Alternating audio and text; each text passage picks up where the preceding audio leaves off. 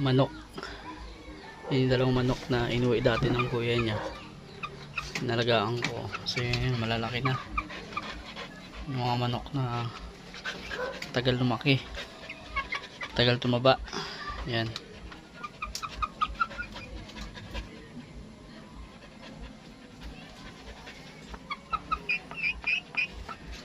So,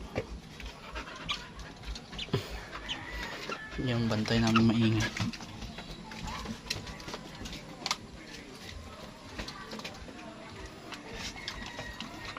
Tali lang yung dito.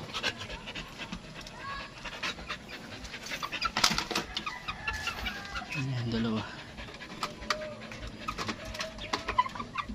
Yung pagkain nila. Ito naman yung pakainin natin sila. Paborito na ito eh. Ayan. Sige guys, dito na lang. Thank you for watching.